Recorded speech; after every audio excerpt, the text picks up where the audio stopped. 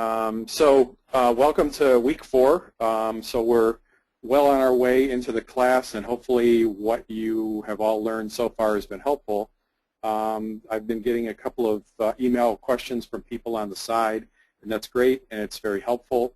Hopefully it's helpful to you. It's certainly helpful to me to have to get my brain around the different scenarios that you're sending my way.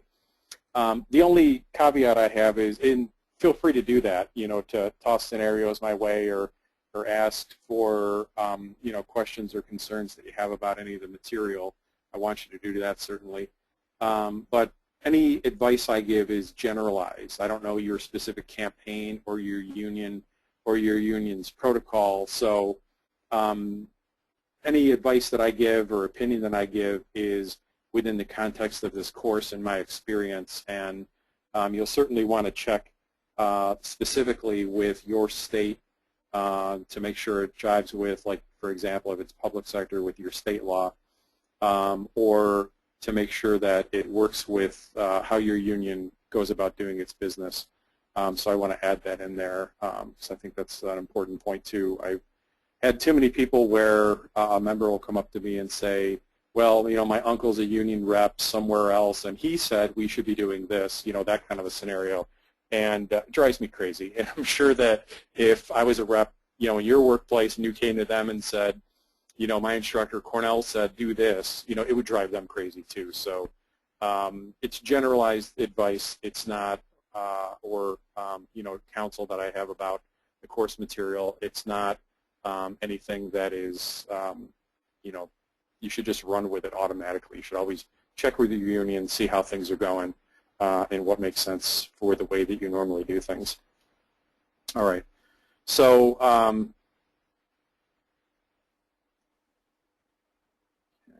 do one thing. There we go. That's what I need to do. Okay, the agenda is pretty much the agenda that we have been working with the last couple of webinars. We're going to continue that.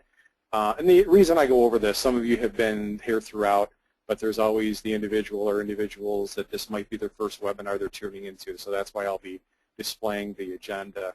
The agenda is pretty much the same as we've had it before. Any announcements or updates that I just did from me, and then I will be reviewing whatever course notes that there might have been, updates from group work that we'll be doing or have been doing, and then there will be time for many questions from you about any of the material we've done, or have been working through within the course framework, and then good and welfare announcements. And I may have one from time to time, or a website, or other information that I think you may be interested in. This is all outside of the course as far as the good and welfare piece, so it's just generalized announcements and resources that I think might be of interest to you, whether in the course itself or outside of the course. So that would be available too. Same thing as we've had before is to keep the webinar orderly and on time. We only have an hour, and we've gone right to the end of the hour with the last few webinars. That's perfect. Use the question function on your navigation bar for the webinar. You'll see that there will be the word questions with a plus sign in front of it. And if you click on the plus sign, a little window will pop up in a box where you can type a question that you have. And if you hit the send to all so that everybody can see what your question is, that's good. Keep your question brief if you can, just because we are limited on time. And then what I'll do is I will see the question when it comes time for questions, and I'll read it to the group so everybody has it, and it'll be on the recording of the webinar, and then I'll give an answer to it. So hopefully that's been helpful for you too. We got into a few more questions last week's webinar, and that was great. So feel free to type it in at any time, and during the questions section I'll read those. So week 4, the week that we're currently in, there were no text readings and there were no course notes because I had a student research project that was this week's work. And what I wanted it to be is to be detailed so that it really was this week's work. So that means it wasn't like, a simple couple-line statement of what you thought you wanted to do, or we're planning on doing, but it was some detail. And we're far enough into the course where you should, even if you're new to any kind of organizing, whether it's internal within your local or getting new members from outside to join your union, you should know enough by now with the material we've gone over to be able to handle a research project like this. And that's the whole purpose of it, is to start moving the material from notes that you may have, or your textbooks and the course notes and these webinars, to actually you using them and making them more real. That's the idea behind this. We're going to start using our that big muscle between our ears a little bit more. So what I wanted you to do was to create a detailed, notice detailed is in capital letters, outline of an organizing campaign. And outline doesn't mean bullets and small letters underneath it, that sort of thing. It means it can be more paragraph based, as long as it flows as an outline. Like, here's the main issue that we're looking to do. We're looking to organize 300 new workers in a food service facility. It can be general in terms of that, because one thing I don't want you to do is, especially if these are going to be, well, they're private to the class, but if you've got classmates that are reading these, which is also a purpose of that, so you can look at each other's work and you can get ideas from each other, not just in terms of how you would approach a campaign, but as far as formatting the work itself and commenting to each other. Like, one of the things we did with a situation similar to what you're proposing is X, and what do you think of adding that in? And it would give you some ideas to use also. So use real or real planned campaign work. So if you're in a position within your local, within your union, where you actually plan campaigns or participate actively in a campaign, whether it's an issue campaign or a collective bargaining campaign or an actual organizing campaign, that's great. And that experience is great. And you can use this on one of the projects you're either working on now or planning on working on.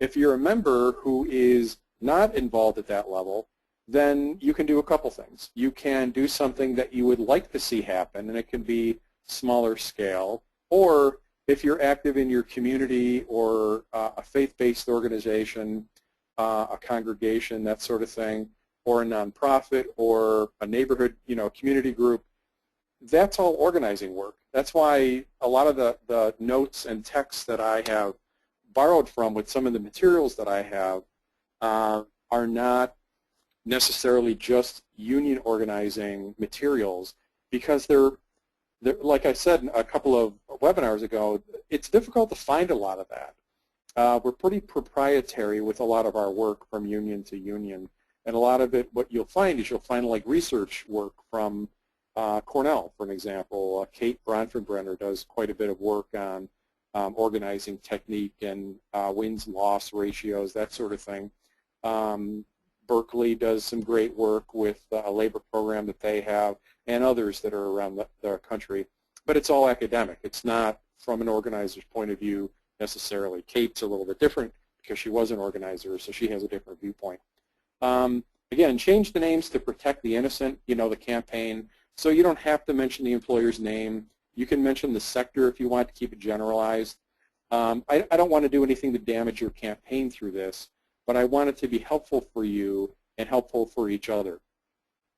And post your work in the campaign headquarters area of the course website. There will be an area that will say something, I don't remember exactly what it says, but something like Student Research Project, and it'll say like week 4 assignment, something like that. The details of what I'm looking for are in the assignment page of the website under this week. And it's pretty detailed as far as what I'm looking for, but if you have questions, throw me an email and let me know, or you can throw me a question tonight if you have an additional question. And then what I'm going to do probably over the weekend is I have purposely not commented on anything that's been posted yet. The reason is I want to give you an idea, some time to really think about your own work and to take a look at the work that your coworkers, your colleagues have done. so that you can get an idea of what they've done, and feel free to comment constructively and politely on their work. And then I'll take a look at all of that work. Now, I may suggest that you go into more detail or think about a different approach, or make a suggestion of approach that you have not considered. And what I want you to do, because again, there's no reading this week, so there will be some time, and next week there's no text reading, and the course notes are mostly reading on attachments to the course notes, and there's quite a few of those about organizing specific types of workers. But what I want you to do is to go and to add to the work that I suggested that you add on your student research project. Again, it's a chunk of your grade. If you look at the syllabus for the course, I think it's 20 or 25% of your grade. So the student research project is a major project that I really want you to put some good effort into. And that's the reason for it, is because it's a way that you can really start to make the course material come to life in your own workplace and with your own union. And again, if you have, you're not in a position to actually create a campaign on your own, or some unions unfortunately don't have opportunities for members to participate in any kind of a campaign, use your creativity a little bit in coming up with an idea, or use a community group or nonprofit that you might be involved in some way, because that's all organizing work. And again, the technique is not going to be a lot different. So I'll be a little bit liberal in how I read that, but I just want you to know what my expectations clearly are for the course notes.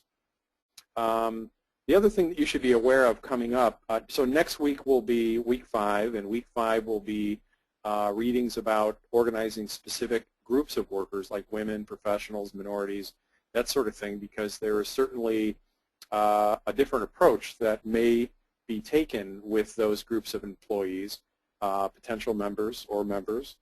And also there are a growing segment of who we're looking to organize and who is in the face of the American workplace. So we certainly want to pay attention to that as we're basically running out of white males to organize. And unfortunately that's what a lot of the labor movement has focused on, and especially with the deindustrialization of the country, a lot of those employees traditionally, not exclusively, have been white males, although a lot of them have been, like in the meat cutting industry, that sort of thing, have been replaced by either immigrant workers, minorities, that sort of thing. But again, that's what we'll be working on next week. And then in week 6, we'll be hitting a midterm. So there will be a midterm exam. And again, I'll have offset the workload a little bit so you can spend good time on your midterm. But this is all laid out in the assignments page. The midterm will not be visible yet, and it won't be visible until the week before it's due. It'll come up on a Monday with the regular course notes and everything else. And there will probably be an announcement that will say, the midterm question or questions is now available in the assignment area, and then there will be an area you click on, it'll pop up, and it'll have instructions with it, etc. Those of you who have taken a course from me before are similar or are familiar with my style in terms of midterm, and it probably won't be a whole lot different than that in terms of, here's 5 questions, pick 3 and answer them in detail kind of thing. Not that I'm going to have 3 or 5, but just that kind of an example. You should be used to that by now. So that's course notes. That's pretty much what we have for this week, is really focusing on the student research project. Group work. Let's get into that a little bit. Group work is pretty simple as far as what we're up to at this point. So what we've done so far is I put out a scenario. So we've got an imaginary lab work, an employer that does lab analysis. So they have drivers that pick up, and you've all seen these labs outside of your doctor's office and medical facilities, these little boxes where drivers come up and pick up the lab samples and drive them back to a lab, or many times they're affiliated with a hospital or university hospital, and they do the lab analysis. Well, in this particular make-believe town, it is contracted out to First Aid Labs, and it is a private sector lab that's owned by a cluster of docs, and they are non-union, and they have a bunch of different kind of employees. They have techs that actually do the lab performance, and if you know anybody who's done this, my next door neighbor did it for a number of years at the University of Rochester in their labs, and it's factory work. I mean, you can have a lab coat and you can have advanced training and in some cases a degree, even an advanced degree, but when it comes down to a lot of the work, it's sample goes under a microscope, or there's something else that's added to it, and then it goes under a microscope, it's analyzed. Sometimes a machine does the work for them as far as the analysis, like you see on CSI on TV. And then a result comes out and it gets packaged, but it's really important work because that person that has been told you may have cancer, but let us do an analysis to find out if it is or not. It makes a big deal to that person for sure. Or the person who wants to know if they have strep because they can't kick this cold and they're coughing a lot, makes a big difference to them. So it's those kind of things. This is important work, but so you're aware of the kind of work it is, because we'll have some more exercises around the scenario going forward. It's kind of factory work. So you've got techs that do the actual work. You've got supervisors that may do some work or may just supervise, and they're more involved usually in these kind of settings with like quality control so that they can report who had the chain of command with that sample. It was picked up by person A, it went to person B, person C did the analysis, and then person D actually sent out the result to the doc. That sort of thing. That supervisors do a lot of that kind of work, as well as competency evaluations, the usual days off, the usual stuff of the supervisor. And then there is, I said the drivers, and then there are some miscellaneous employees, clerical in nature, that sort of thing. And that's typical of what these look like. So that's the employer. You've got Local 500 that is, it's suffered some hits as try to make this realistic, as a lot of unions have, with shrinking membership for one reason or another.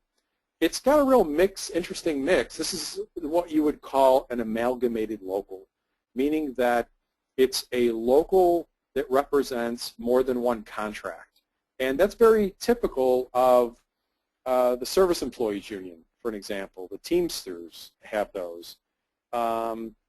Workers United, that used to be a part of Unite Here. It's very typical of what they look like. Versus other unions that don't look like that quite so much. A lot of the public sector unions, the overall sort of state organization will assist with the bargaining, but may not have the legal ownership, if you will, of that contract. The local actually has the legal ownership of the contract. So no one union is exactly the same. Or like the auto workers, they may have some amalgamated locals where they represent more than one employer's employees in a separate contract, or they may just represent one, like General Motors or Chrysler or Ford or what have you. So that's a little bit of background on what this looks like. And Local 500 has, they've got warehouse workers, which are the bulk of their membership, and then they have a couple of other specialized groups that are a little bit different from each other even. And that, that creates some challenge for the local leadership. And as you can see, the membership, just from my scenario, they're not real big cheerleaders with how great Local 500's been doing. I mean, it's adequate. They've been getting raises. They haven't had to strike, at least from the scenario at this point in the past. But there's this feeling that there's a sort of a coziness between the local leadership and the boss at these different workplaces. That whatever the boss puts on the table, the local pretty much says, well, okay, we'll take it. At least that's the perception. And we all know that if you've been at a bargaining table before, and I've been at it for almost 28 years, it certainly is not the case at all in many times, but that perception is out there because a lot of leaders meet with management more than they meet with their own members, sometimes just out of necessity. So that's something to be aware of, that's out there too. And why that's important is because if you are a First Aid Labs employee and you've been approached to join the union, and you know a neighbor or a friend that is a member of Local 500, and they said, yeah, what do you think of this Local 500 business? And, you know, some people are talking about it at our workplace. We're not sure yet. What do you think? And they say, well, dues are expensive, and I'm not really sure, you know, for what we get, why we pay that much. Well, you're sunk with that one person, and that one person may go back to their work site and say, wow, I was talking to a friend of mine who's a member of this Local 500, and they did not have good things to say. So what they may do is they may amplify the bad points, even though that might not have been the bulk of the conversation. That's what they picked up on, if that's what they were listening for. So that's why it's real important to get back to the 3 questions. And again, I picked 3 sort of out of my hat with what are the first 3 things you could do, you would want to do or want to know about. I could have easily said 10 things or 100 things or 2 things. But I picked 3 just because I picked 3. That's why. And basically, a lot of you hit on it. Some people immediately went right to the hierarchy. I would immediately alert, you know, the state or national group that Local 500 is affiliated with, that there might be a hot target coming up. I don't think I wouldn't do that. I mean, because whenever I would get a lead, I would hunt it down to see if there was any, as I say in my comment that I posted on the chat area of the under the question where you posted your own responses. You know, you want to see if there's any there. Is there anything even here? Are they ready for this? Is this an employer that treats their people really, really well, but, you know, they had some hiccups in how they handled some things like with sick leave and some other things that I mentioned, and, you know, they've kind of lost their way a little bit, but the employees still like them. You know, you don't know that yet. So the first 3 things that I would look at, just my style, is, you know, back to the same old 3 things. You know, is the union ready? Are the workers ready? Is the employer ready? You know, and as I mentioned in my comments, you can read those in more detail, but it's basically this union has some internal work it needs to do before it gets into a fairly, for their size, larger campaign.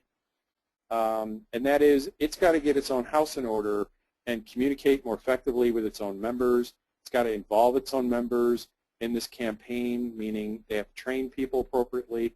They have to select the right people for the right tasks. They need to be more active with their own current workplaces. And I'm not saying, you know, create work where there is no current work, but even like if they don't have a newsletter or you know, website or some way of communicating with the workers and letting them know what's going on, or holding meetings at the workplace, even informal meetings, like one of the things that I used to like that the state in New York, the State Department of Transportation did, is at the shops. I used to represent them years ago. They would have something called a tailgate safety meeting. And it was literally the crew that was assigned would meet in back of a truck, and they would talk about obstacles, problems that there might be at the job site that might cause people harm. You know, they're going to block traffic, it's going to be noisy, and there's going to be a lot of jackhammering and trucks moving in and out if they're paving, let's say. So be aware of it, and you may have to use your eyes a lot more because your ears are going to be busy filtering noise at the workplace. Very common thing. Well, one of the other thing that we would use that for is if there was a union rep in that area, we would make sure that they visited the tailgate safety meetings, so you've got a national group of employees together, and they would just give updates real quick, like, hey guys, don't forget, and primarily guys, hey guys, don't forget that, you know, next week we've got a meeting planned. If you can make it, that's great. We're going to have some food, so be sure to come by. It's only going to take about an hour. It shouldn't be real long, but we want you to know what's happening and what's going on, and the main things we're going to be discussing are A, B, and C, whatever they are. So the union needs that kind of work. The second thing is, are the workers ready? Well, we don't know that. We don't really know anything except the local president's wife bumped into somebody that she knew, and they work at First Aid Labs. We're not sure what this person does. Oh, I think they were the driver. They were a driver. So you got a couple potential things here. Drivers and people in transportation are great people to have on your team. And, you know, anybody who sort of can get around a workplace, not that they don't have a schedule to keep, but there's some liberty they have in their schedule because there's not somebody like in their truck with them, you know, when they're out and about. So they may have more access to, I mean, this is an employer that has 3 work sites. this driver may go to all those work sites. So you have now somebody who can connect the message, potentially, with 3 work sites where you didn't have that before. If it was a tech you were talking to, the tech may be fairly new and only worked in one site and doesn't know anybody at the other sites. But if you've got a driver, most likely that person may know of other sites and people on other sites to talk to. Although, you're not ready to immediately pounce on them and say, give us a list, because that's always what we want, is a list of employees so that we can start figuring out who's who and who they work for and start mapping out the workplace a little bit. So we really don't know yet, but one of the things we're certainly going to want to do is to talk with this driver somehow. It might be with the local president's wife, having an initial conversation and basically prepping her really well with questions so that she can make contact with this person and say, hey, can we meet for coffee? I was really concerned about some of the things that you were telling me in the grocery store, and is there a way that we can talk a little more informally about some things and some people that I know that might be able to help? Real informal. You have to take your time with some of these campaigns, especially with new workers, and that's why we are at a massive disadvantage as unions when we're organizing compared to the employer. I mean, the employer knows who everybody is, obviously, hired them, evaluated them, placed them in their jobs, fires them, grants their vacation days or what have you, leave time, and if they're any good, they'll do something called management by walking around. They will do the same thing that any good union person should do, and that is to be visible and be around from time to time so that they're accessible. And that's a good practice to have from a management standpoint, because if anybody has a problem or concern, you're accessible so that your quality stays up. Morale might be positively affected by that instead of, well, it's owned by some docs and we never see those people in that office over there, et cetera. If you have somebody who walks around and keeps people motivated and encourages them and, can also get scuttlebutt like, geez, they get back to the main office and they say, boy, this cutting sick leave was really a boneheaded idea, because you've got a lot of people that are starting to look around at other employment opportunities that might be out there, and maybe we should rethink this. I mean, that would be a great management practice. Unfortunately, management are also the same people that keep me employed as a union staff person, and the reasons that unions are out there is because management has not done a good job over the years. So that's an example of what we have to figure out in terms of the workers. Are they ready? Who are they? Even before are they ready, who are they? Where are they? What kind of work do they do? What issues do they have? And then we have to start fanning out and having a conversation with more and more workers over time, and we'll talk about that in the future, ways of doing that. Is the employer ready is similar. I mean, I just tip my hat a little bit as far as, is the employer ready, and what's their management style? Are they sit back and just wait for the profit to roll in, or are they more involved in the workplace? Who are these 5 docs that own the company? Who are their connections? Are they political? And I don't mean political just like running for office, but are they connected with power in the local community? You want to find that out. This is a privately held company, the scenario I put together. The reason I did that is if it's a publicly held company, it's a little bit easier to get some information about who they are. There's a variety of sources that you can find that information. It's trickier if it's privately held, just because it's harder to find out. It's not public. I mean, literally, it's not public. So that's something you're going to have to think around. How would you find that out? And there are ways of doing it. It is more of a challenge, but there are ways of doing it, and we'll talk about that going forward. But overall, I think you guys did a really good job. It was, a new assignment for you to think a little bit out of the box, and creativity is a huge tool that we have about how else can we get around this bridge. How else can we figure it out? Because as I mentioned in the past, the employer has 4 or 5 times to stop us before we even get to a bargaining table when we're organizing new workers. Even when we're trying to expand a bargaining unit with an existing bargaining unit, depending on your relationship with the employer, they have opportunities to stop us if they don't want that to happen. And even in contract campaigns or issue campaigns, they have opportunities to kind of thwart our message and get out in front of us before we can sort of describe the message to the workers or our members and describe the message to the public or to legislators or to other stakeholders that may be out there. If they're smart, they'll beat us to the punch. If they sense that there's going to be a bone of contention over an issue or over a contract. So those are all different thoughts that I have of how to approach these kind of things. If you're somebody who likes to think creatively, and I love to do that, this is a lot of fun. Just because you can really think about, all right, what's another way to make this happen? And the greatest thing is if you have a group of people that are dedicated to the work, are hardworking and creative, not just automatons that know how to knock on doors, but people that are creative also. That's great because getting a team together like that really helps out and is really a lot of fun. So there will be new postings at headquarters each Monday. Keep checking that for any kind of new postings or new assignments that there might be. Continue using the campaign headquarters area to make changes to or brush up on your project that you have, your research project. If I haven't commented on it, like make these changes, you can change if you want, but don't get behind on it. So in other words, if 2 weeks from now you're still working on it and you're not working on the current assignment for that week, you need to kind of let go of the research project. I mean, at some point it's made for this week and bleeding a little bit into next week for expanding a little bit, but that's kind of what the research assignment's going to be for. It's more of a finite period of time.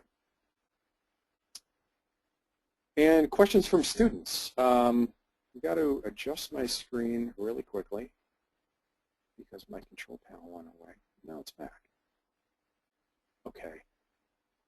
So I've got my panel open for questions. What kind of questions might you have?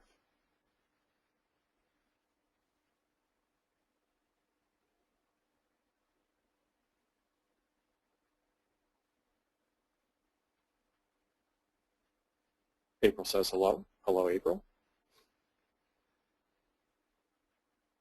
Anything else from this week or the readings that you've had, the project itself, anything at all that kind of stands out that you have a question about?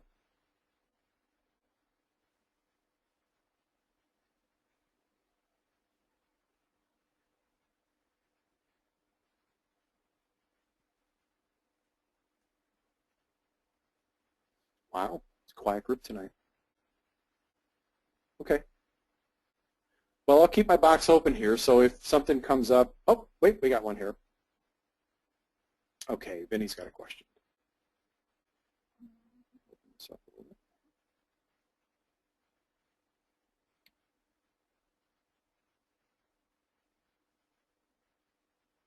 Okay, in doing the research project, can the project be an upcoming event? Absolutely, yeah.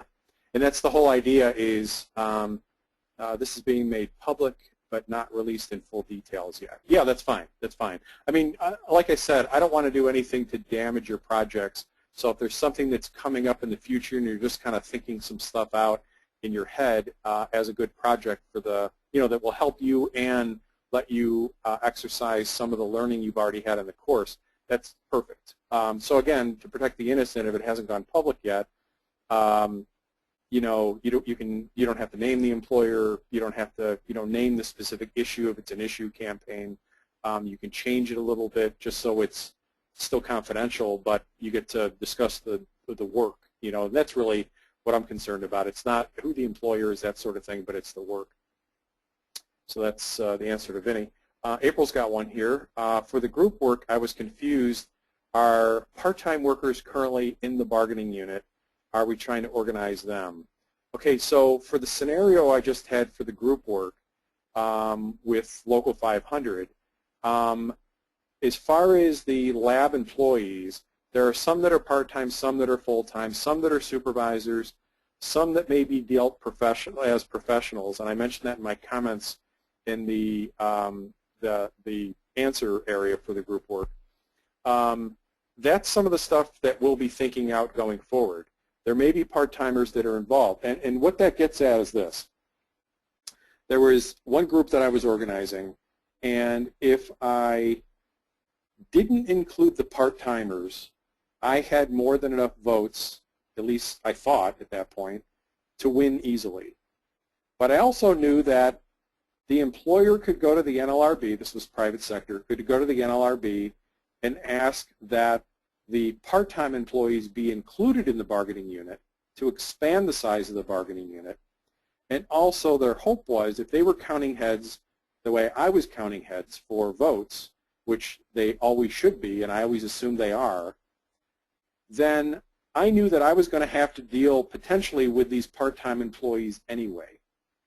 The other thing is the larger, in general, and this is in general because you may have specific instances where this doesn't work, but in general, if you have a workplace and you have new organizing going on, one of the things that you may want to think about is to make the bargaining unit as large as possible, because where you have more and more workers united around a common cause, which would be negotiating a fair contract to resolve some of the outstanding issues that there are,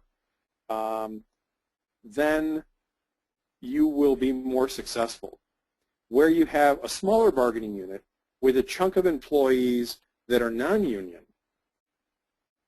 because you wanted to take the easy road in. And there are reasons why you have to do that at times. I won't go into that in great detail. It's a tactical decision. But you did it that way. What the employer can do is give the non-union, let's say the part-time employees, a lot of goodies and say, well, we'd love to give these to the bargaining unit members, but because we're negotiating with the union, we can't. So you'll have to talk with your union as far as what you want. And they can kind of whipsaw the non-union against the union, where if they're all in one unit, they can't do that. Unofficially, they can try to jerk people around, but legally, anyway, they can't do that. So if I can get a larger bargaining unit rather than a smaller bargaining unit, I would always try to do that if I can. So in this case, we're going to have to find out are part-timers going to be in this unit or not. And then April commented, I find it's harder to get part-time workers to buy into the cause of the union. Well, I think part of that is, and it depends on what the issues are that the part-timers display. So to go back to the first aid labs, are we talking about part-time techs that are doing lab analysis, the same work that the full-timers are doing, it's just they're doing it for 25 hours a week instead of 40 hours a week, or whatever the magic number is for part-time.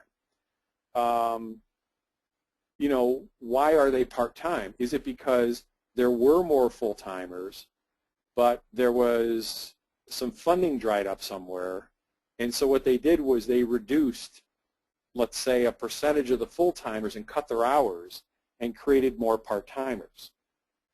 That may be an impetus for the part-timers to want to organize, with the hope that that won't happen again, or that they'll at least have a voice in what happens. So I wouldn't say universally part-timers are not interested or it's harder. I think it depends on the issue. It depends on the union and what emphasis the union puts in on organizing the part-timers. And it also depends on, is the union in their campaign pushing the union, or are they trying to push union? That is, we talked about this, I think, last week. The difference between the two is that the union is, you know, membership cards and staff and an office and officers, and it's sort of the infrastructure around the relationship, connection between workers. So one of the things you're going to have to consider, anybody's going to have to consider, not just April, but if part-timers are part of your game plan, and strategically you want them included in the campaign, then you're going to have to make sure that they are a part of your campaign, that they can spread the message of union with and for you. So they have ownership in it, rather than insurance unionism where, you know, if you sign this card, you get stuff. you know, if you sign this card, we'll talk on your behalf. Well, if that is your message, then it's going to play into the hands of management's message of, why do you want a third party from the outside coming in, telling you what you need, instead of us having a relationship where we talk about each other, et cetera, et cetera. So that's a very long answer to a simple question that April raised. Chad has one: do the driver/clerical workers need to be organized separately from the tech workers? Well, Chad gets a star for tonight, because that is a big part of this issue. There actually are several parts to this issue. And you know, some of you may just not know what the rules are. And again, assuming private sector, assuming non-healthcare also. That's why I kept coming around the healthcare and kept bumping into, there are different rules with organizing healthcare employees. But if you take the public out of it, and you take, you know, you're just basically doing lab analysis and driving. Drivers have a little bit of, they have access with patients, but not the same way that like nurses do, for an example. I mean, nurses, there are rules around running a campaign with nurses about picketing, striking, all those sort of things. I just didn't want to complicate this scenario with that. So I thought of something that certainly needs to be organized in the world and would be more straightforward. So one of the things you'll have to figure out, and there's case law on this, I won't make you go chase down the case law, but they're called tech workers. But are they professionals? Because one of the things, there are a couple different kind of employees that the case law says you have to organize in separate bargaining units. Security workers are one. Security workers can't be in a bargaining unit with anybody else. So they have to be in their own bargaining unit. Supervisors have to be in their own bargaining unit. And you notice how what I just said a few minutes ago about we want to have the biggest bargaining unit possible for the maximum amount of bargaining strength we can have. And what does the NLRB come along and do very early in the law's infancy is they start finding ways of breaking up workers into smaller and smaller groups. And the reason is because it benefits the employer. Why not security workers? Because the employer needs security workers to keep order in the workplace in case any of these union hooligans start causing trouble. You know, why do supervisors have to be separated in a separate bargaining unit? Because they're an arm of the employer. And while they can have a voice in their own bargaining unit, they certainly can't mix in with the people they supervise, because all kinds of horrible things can happen. Even though in the union I work for, the United University Professions, the affiliate I'm assigned to from NYSUT, we have supervisors and people who are supervised in the same bargaining unit, in an academic setting and with the professional staff that I represent. And it doesn't cause, I mean, there's a way to handle that kind of representation issue. But in the private sector, they've divvied up the workers to keep them separate. So, and then the last category is professional workers, and that's defined by the NLRB through case law. And professional workers can be in a union with non-professionals. For example, a teacher is a professional, certified, you know, a teacher that has to have some sort of degree, or depending on what your state law is, licensed or certified. They can be in a bargaining unit with clerical workers, food service workers, etc. The difference is the professional gets two ballots. One is, do you want this union to represent you in collective bargaining? That's the traditional ballot. And the second one is, do you want to have non-professionals included in the bargaining unit with you? And that's the second ballot they would have through an NLRB election. So professionals get to pick if they want non-professionals with them or not. These are all little subcategories of organizing that make a difficult job for us that much more difficult. So in this case, what I would say is the driver and clerical workers are non-professionals. I think an argument can be made that the tech workers are non-professionals. Now, we have to vet that out and find out if that's true, though. So that would be one of the things you want to find out is, are we dealing with professionals or not? Now, professionals would be a degree or some sort of advanced training, high level of autonomy, high level of pay. I mean, those are the kind of issues that you would look at to figure out who's a professional. A tech employee, a tech from this example that I gave, they don't have a high degree of autonomy. I mean, as I just described, they sit and they do sort of the same thing day in, day out with not a lot of change. They have supervisors who do the assignments and, you know, oversee the quality checks, et cetera, and they participate in that somewhat. Techs aren't paid a lot. That's the other thing, is this is an area in general that has a chunk of turnover. So I wouldn't say that they're paid more than a driver or a clerical worker, but it's not like the driver or the clerical worker are paid $30,000 and they're paid like $100,000. It's not that kind of a spread. So what I would say, my judgment would be in this, is that with the facts as you have them now, that the techs are probably not professional employees and therefore don't have to be. At least you can go forward assuming that you don't have to potentially have two bargaining units, one with professionals and one with non-professional employees. The other thing you're going to have to figure out is, do you want to go after the supervisors? They do have to be in a separate bargaining unit, and do you want to organize a supervisory bargaining unit, or do you just want to start with what will amount to be a pretty large bargaining unit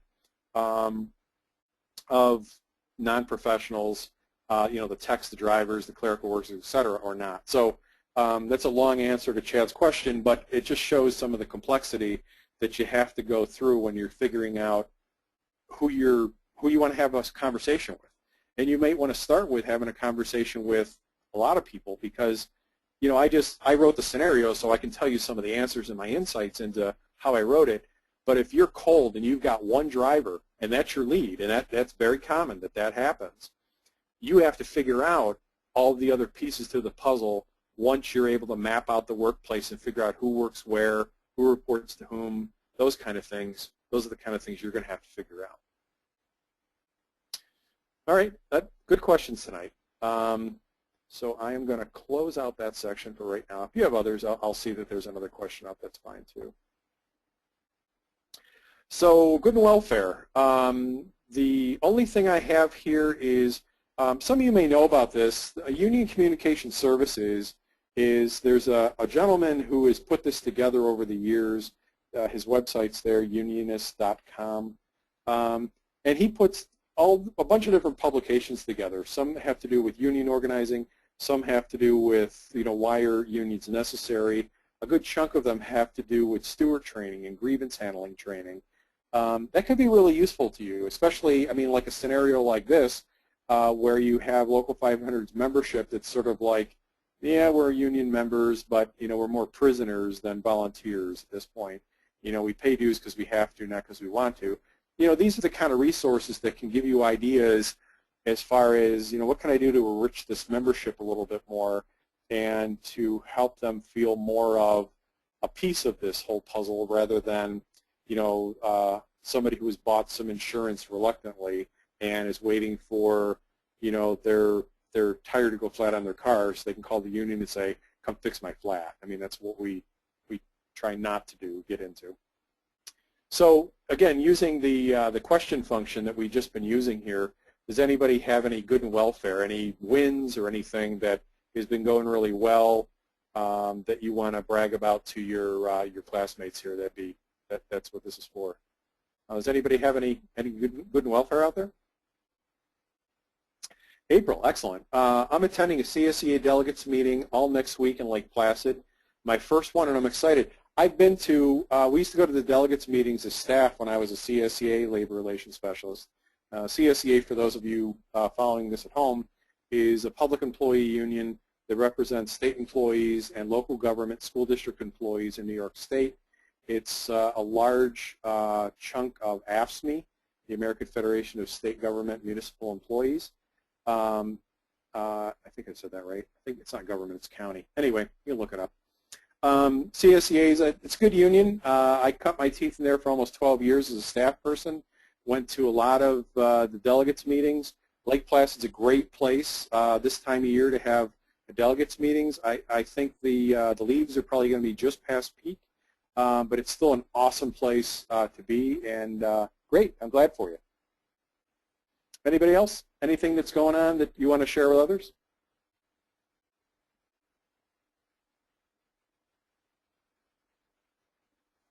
Okay. Well, that's fine, but this is what the function's for. It's just the opportunity for us to build a little bit more of a class community. Great. So where we're headed to so next Thursday we'll have another webinar. The link will be popping up tomorrow, 4 o'clock in the morning if you want to watch it pop up tomorrow, Eastern Time. Yeah, that's what you want to do at 4 o'clock in the morning, I know. The registration link will be posted for registering for next week's webinar. I'd encourage you to participate in that if you want.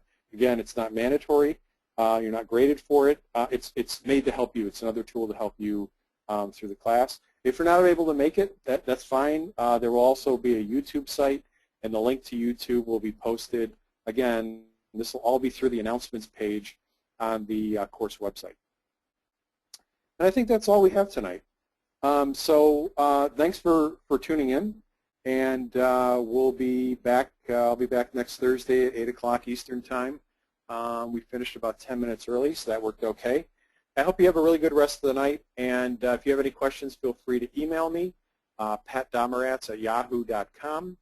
Other than that, have a good night and have a great week.